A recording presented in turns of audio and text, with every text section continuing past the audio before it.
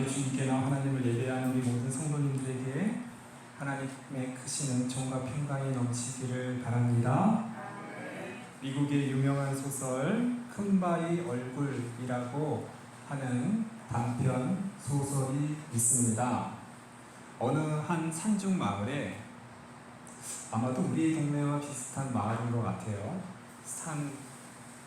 바로 앞에, 마을 앞에 큰 산이 있고 거기 바위가 있어요. 그 바위의 모습이 사람의 얼굴 모습이에요. 그래서 사람들은 큰바위 얼굴이다 그렇게 불렀대요. 어니스트라고 하는 어린 아이가 있었는데요.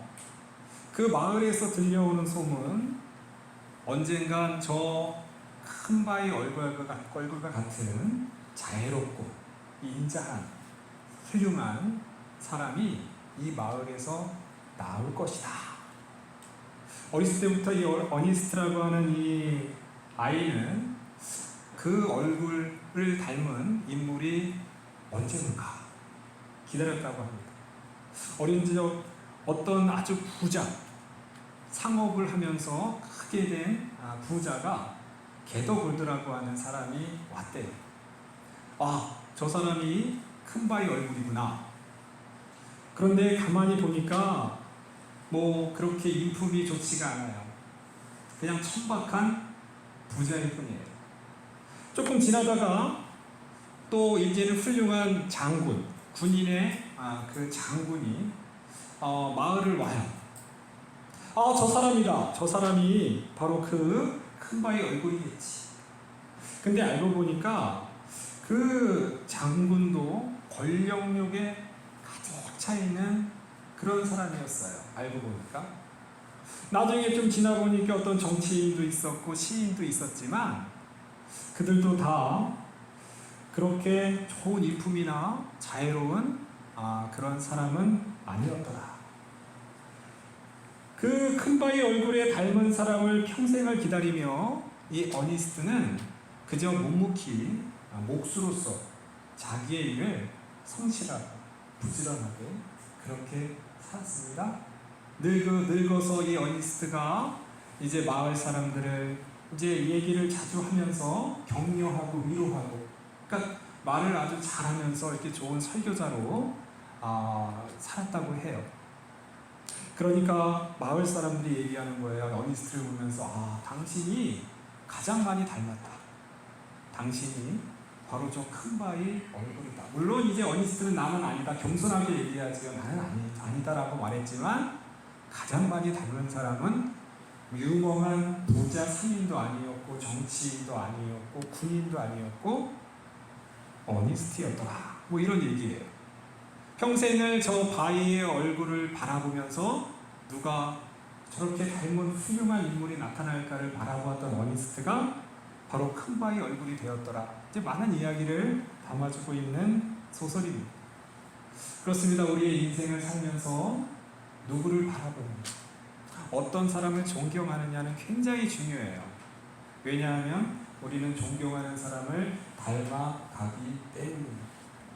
그러니까 우리는 회사에 입사를 하거나 또 학교에 입학을 하거나 물어보잖아요. 면접할 때 누구를 존경하느냐. 왜 물어보겠어요? 바로 그 존경하는 사람을 닮아가기 때문이에요. 우리의 신앙생활에 있어서 우리가 가장 존경하고 우리가 가장 닮아야 될 그분은 바로 누구일까요? 예수님. 그렇습니다.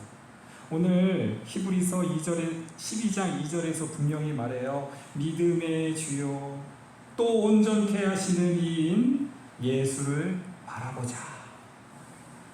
여기서 이 바라보자라는 말은 바라보고 존경하고 그리고 닮아가라는 이야기예요.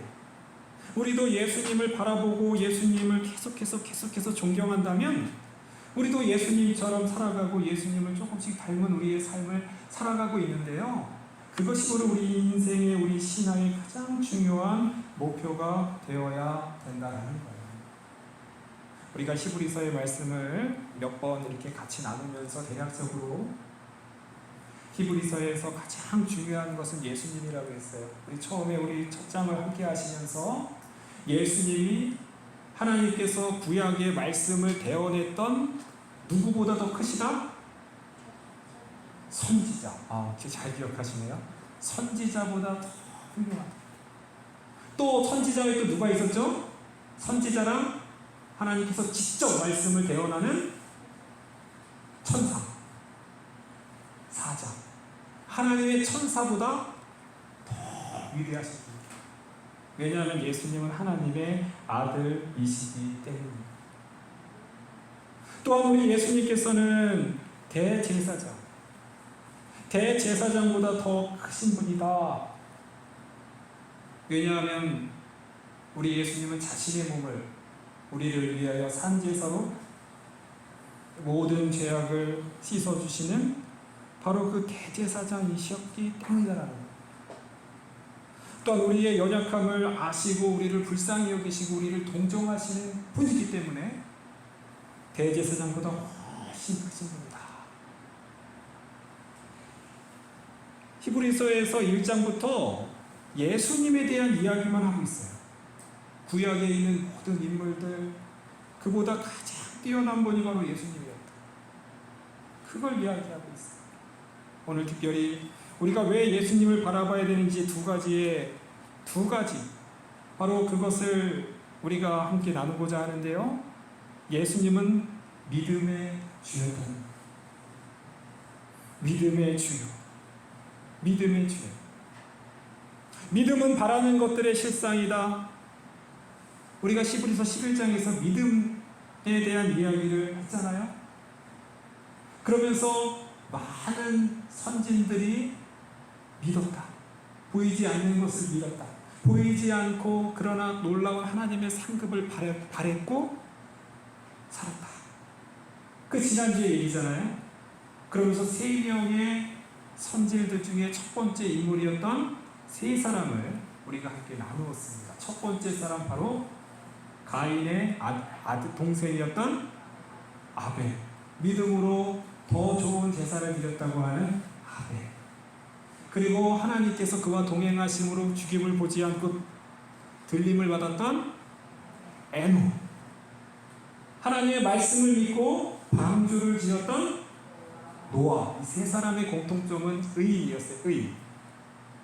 왜냐하면 그들이 의로워서 의인이 아니라 그들이 믿음이 뛰어났기 때문에 의롭다는 칭함을 받았던 거예요. 믿음이 좋은 사람이 의인입니다. 이 세상에 의인은 없어요. 믿음이 뛰어난 사람이 바로 의인입니다. 믿음에 뛰어났던 이 3명의 의인은요, 그 믿음을 위해서, 눈에 보이지 않는 그 믿음을 위해서 이 세상에서는 고난, 때로는 박해, 때로는 환난을 받았다는 거예요. 아벨도 그랬지요. 노아도 그랬을 겁니다. 에녹도 그랬을 것이라고 함께 나누었어요. 그러니까 지난주까지 얘기예요. 우리가 11장을 다 얘기 안 했지만 그 뒤에도요 많은 믿음의 영웅들, 믿음의 인물들을 얘기하는데 특별히 25절을 보면 모세에 대한 이야기를 해요. 모세에 대해. 제가 한번 읽어볼게요. 모세는 어떤 사람이었냐 하면요, 모세는 하나님의 백성과 함께 고난받기를 잠시 죄악의 낙을 누리는 것보다 더 좋아하고, 믿음의 사람 모세는요, 잠깐 이 세상에서 죄악의 낙을 누리는 것보다 하나님의 백성들과 함께 고난을 받는 것을 더 좋아했대요. 왜냐하면 하나님의 나라는 영원하기 때문이에요. 하나님께서 주시는 상급은 이 세상에서 누리는 것보다 훨씬 더 크다라는 것을 믿었기 때문입니다. 그 외에도요, 많은 사람들이 믿음으로 이 세상에서 어려움과 이 세상에서 고난을 당했다라는 것이 히브리서 11장의 이야기예요. 33절을 보면 그들이 믿음으로 나라를 이기기도 하며 의를 행하기도 하며 약속을 받기도 하며 사자들의 입을 막기도 합니다. 고난을 당했다는 얘기예요. 믿음. 그리고요, 오늘 많은 믿음의 인물들이 고난을 받으면서도 장차 보이지 않는 세상, 보이지 않는 생각을 위해 나갔던 것처럼 최종적으로 최고의 믿음의 사람이 바로 누구라고요? 믿음의 주, 믿음의 주인공, 믿음의 왕, 바로 예수님이다. 그 얘기를 하는 거예요. 11장에서 많은 인물들을 얘기하고 그런 선질들도 있지만 최고의 선진, 최고의 믿음의 사람, 믿음의 영웅은 바로 예수님이었다 라는 이야기를 하는 거예요. 우리가 2절을 뒤에를 보면 그는 그 앞에 있는 기쁨을 위하여 십자가를 참으사 부끄러움을 개의치 아니하시더니 하나님의 보좌 우편에 앉으셨느니라. 할렐루야. 예수님께서 그 앞에 있는 기쁨을 위하여 이제 이 고난의 십자가를 좀만 지나면 하나님께서 주시는 놀라운 상급과 기쁨이 있다는 거예요. 그것을 위해서 잠시 잠깐 죄악의 낙을 누리는 것을 거부했던 모세처럼 우리 예수님은 십자가를 참으셨다는 거예요. 부끄러움을 개의치 아니하셨다는 거예요. 십자가는 고통입니다. 그리고 육신적인 고통뿐만 아니라 십자가는 부끄러움이에요. 십자가에 처형당하는 죄수들의 옷을 다 벗깁니다. 죽을 때까지도 수치스럽고 부끄럽게 사람을 그렇게 고통을 주는 것이 바로 십자가인데요. 그 십자가를 예수님께서 참아내셨다라는 거예요. 그래서 예수님이 바로 믿음의 주가 되는 거예요. 그 앞에 있는 기쁨, 그 기쁨이 무엇입니까? 바로 하나님의 보좌 우편에 앉아있는 기쁨이에요.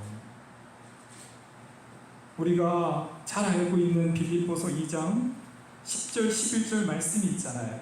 하늘에 있는 자들과 땅에 있는 자들과 땅 아래에 있는 자들로 모든 무릎을 예수의 이름으로 꿇게 하시고, 예수님께서 시험을 당할 때, 사탄에게 시험을 당할 때 사탄이 나에게 한 번만 절해라, 그럼 내가 이 세상 만국을 너에게 줄게 라는 시험을 했어요. 예수님은 하나님만 경배할지어다 말씀으로 쫓아냈죠. 그랬더니 어떻게 됐습니까? 하늘에 있는 것과 땅에 있는 것과 땅 아래에 있는 모든 자들이 다 예수님의 이름 앞에 무릎을 꿇었다라는 것.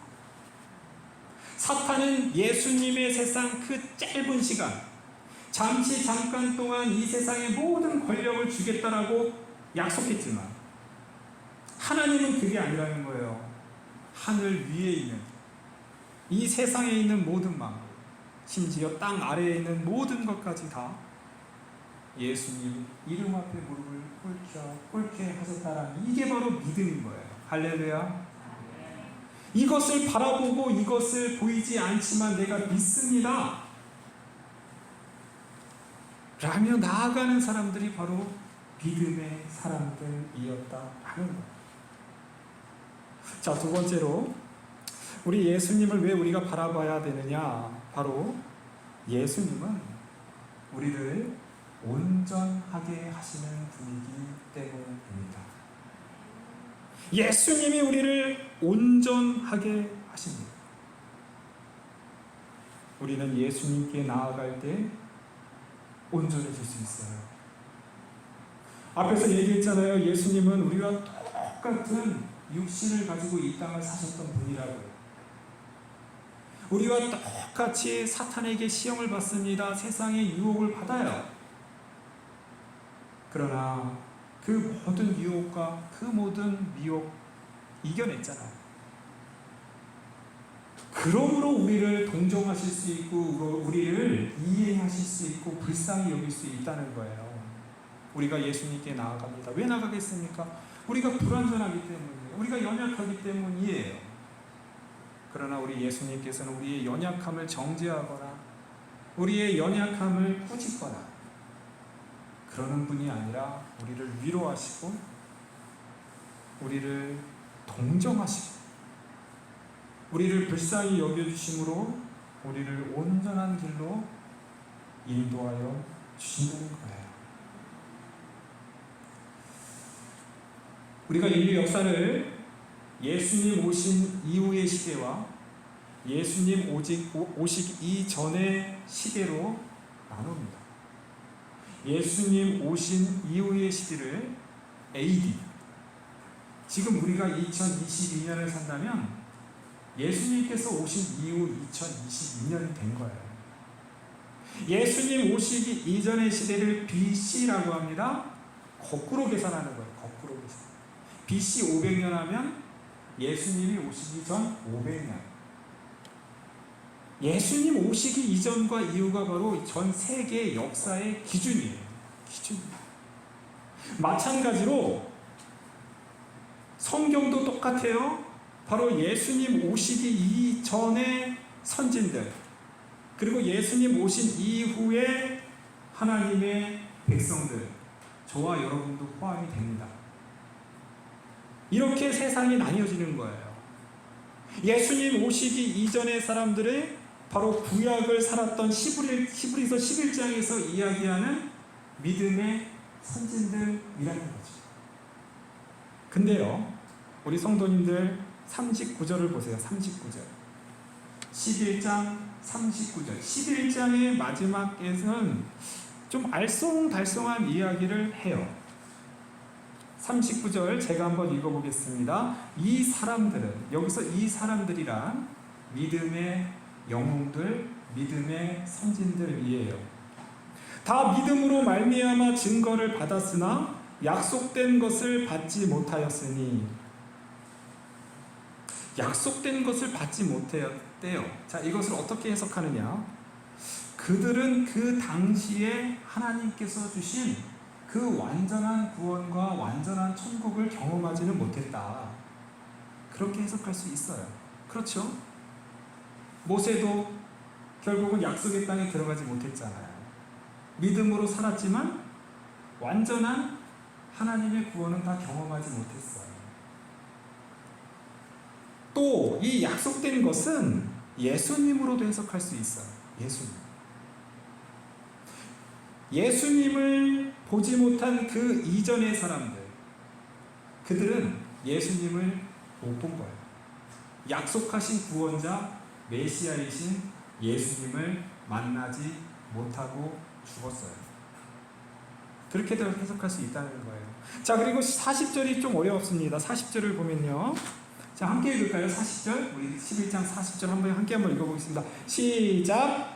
이는 하나님이 우리를 위하여 더 좋은 것을 예비하셨은즉 우리가 아니면 그들로 온전함을 이루지 못하게 하려 하십니다. 자, 이 부분이 조금 어려워요. 뒤에 하나님께서 우리에게 더 좋은 것을 예비하셨다까지는 우리가 잘 이해할 수 있어요. 그런데 우리가 아니면 그들로 온전함을 이루지 못하게 하려 하셨다. 이 부분이 좀 어려워요. 우리가 아니면이 아니라 여기다가 예수님이 아니면이라는 단어를 보면 쉽게 이해할 수 있어요. 그렇죠? 예수님이 아니면 그들이 온전함을 이루지 못하게 하려 하시니라. 그렇잖아요. 예수님께서 우리를 완전케 하시는 분이니까 예수님이라는 단어를 여기다 넣었다면 쉽게 이해할 수 있는데 왜 우리가 아니면이라는 단어를 여기다 썼을까요? 우리가 그들과 무슨 상관이죠? 그들은 믿음의 삶을 다 살았던 분들인데 왜 우리가 아니면 그들이 온전함을 누리지 못하게 했을까요? 그래서 히브리서가 굉장히 정교하고 아주 기가 막힌 책이에요. 히브리서가 그래요. 읽다 보면 이 우리가라는 단어를 놓고 12장으로 넘어가는 거예요. 11장 맨 끝에다가 12장 이야기를 넣고 그 다음에 12장 얘기를 시작하는 거예요. 여기서 우리가 아니면이라는 단어는요, 우리가 공동체적으로 해석하면 그래도 조금 이해가 될 것 같아요. 무슨 말이냐? 예수님께서 우리를 온전케 하시는데, 예수님께서 우리를 온전케 하시는 이것은 나 혼자만을 온전케 한다는 얘기가 아니라는 거예요. 이게 우리가라는 단어가 있어요. 내가 아니라 우리라는 거예요. 우리. 지금 이 자리에 함께 예배를 드리는 우리 상곡, 우리 교회를 섬기시는 우리 지체, 우리 모든 성도님들, 우리를 통해서 우리를 온전케 하신다는 거예요. 나 혼자만 온전케 하는 게 아니라 우리, 나와 내 옆에 있는 지금 함께 예배를 드리시는 모든 성도님들이 함께 온전케 된다는 거예요. 근데 한번 가만히 한번 생각해 보세요. 과연 우리 상곡교회는 그런 그 공동체는 어디까지 확장될 수 있을까요? 믿음의 뿌리와 신앙의 뿌리는 과연 어디까지 연결될 수 있을까요? 제가 지금은 우리 성도님들 앞에 담임 목사로서 이 강단에서 하나님의 말씀을 전하지만 불과 8년 전만 해도 제 전임 목사님이 이 자리에서 하나님의 말씀을 전했지 않나요? 지금 우리 장로님, 우리 원로 장로님 한 분과 두 분의 시모 장로님이 계시지만 그 전에는 은퇴하신 장로님도 계셨고 다른 교회로 가신 또 장로님도 계셨잖아요. 연결을 하면 우리 윗선 신앙에 우리 상곡교회가 세워진 56년에 그 모든 성도님들이 거기 다 연결되는 거예요. 거기 있겠습니까? 또 우리 상곡교회를 이곳에 세운, 또 우리 한국 땅에 복음을 전해주신 그 모든 분들이 다 연결이 돼서 되는 거예요. 그러면 이 세상에 있는 모든 신앙인들은 다 연결이 돼요. 누군가의 도움을 통해서 교회가 세워지고 누군가의 멀리서 보이지 않는 기도를 통해서 다 연결돼서 우리는 살아가고 있다는 거예요. 그렇게 볼 때 이 2022년 이 지구촌에 있는 모든 우리 성도님들만 성도님들이 아니라 그 이전에 2000년 전에 있는 모든 분들과 연결되고 더 나아가서 바로 구약의 히브리서 11장에서 이야기하는 믿음의 선진들도 다 연결이 된다는 거예요. 그래서 11장 40절에 그들도 그 믿음의 오래전의 영웅들, 노아나 아벨이나 까마득한 고대의 사람들도 그 신앙이 다 연결이 된다는 거예요. 지금 우리와. 그리고 우리가 신앙생활을 잘 하냐 못하느냐에 따라서 그들도 신앙이 성공하느냐 실패하느냐가 달려있다라는 거예요. 더 쉽게 이야기하면 마치 개주, 우리가 개주를 하잖아요. 이어달리기를 하잖아요. 이어달리기라는 것은 어떤 한 사람만 달리기를 잘해서 끝나는 게 아니잖아요. 그죠? 첫 번째 주자가 열심히 달려야 됩니다. 그리고 두 번째 주자에게 바통을 잘 전달해 줘야 돼요. 그럼 두 번째 주자는 또 그 바통을 가지고 또 열심히 개주를 하는 거예요. 그리고 세 번째 주자에게 바통을 잘 전달해 줘야 돼요. 그런 식으로 네 번째, 다섯 번째 계속해서 우리의 신앙이 연결되는 겁니다. 이 히브리서의 저자는 그걸 이야기하고 있는 거예요. 구약에서 열심히 하나님의 믿음을 붙잡고 모세라든가 많은 믿음의 영웅들이 그렇게 신앙의 삶을 살았다면 이제 우리도 그 신앙의 그들의 전통과 그들이 잘 쌓았던 믿음의 그 바통을 가지고 이제는 우리가 끝까지 싸워야 되고 끝까지 이 개주의 이 경주를 마쳐야 모든 하나님의 거룩한 백성들이 다 함께 온전해진다라는 거예요. 이렇게 하면 좀 이해가 되지 않을까요? 할렐루야. 그래서 11장 1절을 보시죠. 1절 한번 같이 읽을까요? 1절. 최종적인 결론입니다. 히브리서의 결론이에요.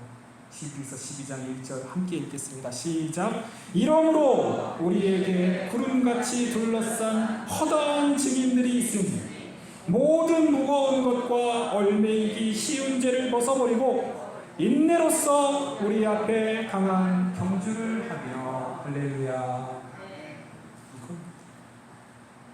이거예요. 왜 11장에서 믿음의 선진들의 이야기를 했습니까? 구름같이 들러싼 허다한 증인들이, 우리의 선조들이 먼저 훌륭한 믿음의 계주를 잘 싸웠다는 거예요.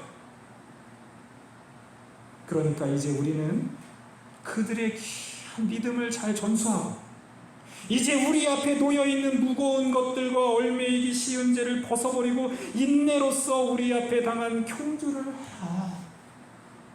우리가 잘 싸워야, 우리가 이 신앙의 경주를 완수해야 우리 선조들도 함께 온전해진다는 거예요.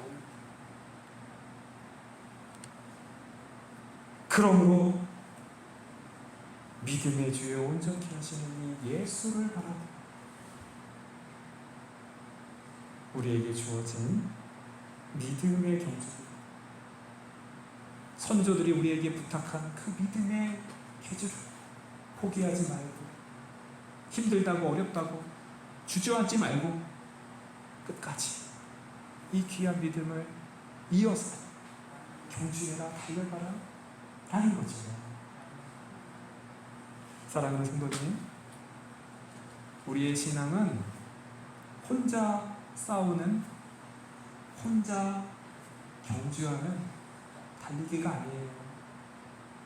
우리는 같이 가는 겁니다. 우리는 이어져 있습니다. 우리 이 자리에 계신 모든 우리 성도님들 한 분 한 분의 신앙이 다 연결되어 있습니다. 우리 성도님들이 신앙생활을 잘하면 또 옆에 있는 우리 성도님들이 힘을 얻고 도전을 받고 동력을 얻어서 같이 성장하는 것. 또 우리 성도님들이 그렇게 뜨겁게 생활하면 또 이 목사인 저도 같이 동달아 믿음이 성장하지 않을까요? 할렐루야. 우리 성도님들의 신앙이 저의 영적인 성장을 책임집니다.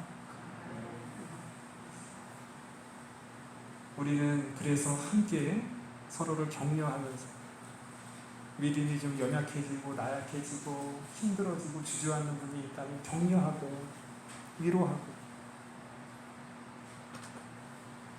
그 성도 우리의 지체들이 쓰러지면 나도 결국은 힘들어지는 거예요. 나도 결국 쓰러지는 거예요. 내가 조금 힘이 있을 때 붙잡아주고 이렇게 세워주고 함께 기도하고, 그러면 또 내가 힘들 땐 또 옆에 있는 우리 성도님들이 나를 붙잡아주고. 그래서 우리에게, 우리를 위하여, 우리가 아니면 계속해서 말씀하고 있잖아요. 사랑하는 성도님, 예수님은 믿음의 주이십니다. 예수님은 우리를 온전케 하시는 분이십니다. 그 온전케 하시는 분은 나 혼자만을 온전케 하시는 것이 아니라 우리 공동체, 나와 함께 신앙의 삶을 살아가는 뿐만, 과거에서부터 오랫동안 우리의 믿음의 선조들의 귀한 그 신앙도 내가 지금 어떻게 사느냐에 따라서 그들이 온전케 되느냐 실패하느냐 달려있다 라는 걸 생각하시고, 우리에게 주어진 이 믿음의 경주, 인내로서 승리하는 저와 여러분 되기를 간절히 바랍니다. 기도하겠습니다. 참 좋으신 아버지 하나님, 감사합니다.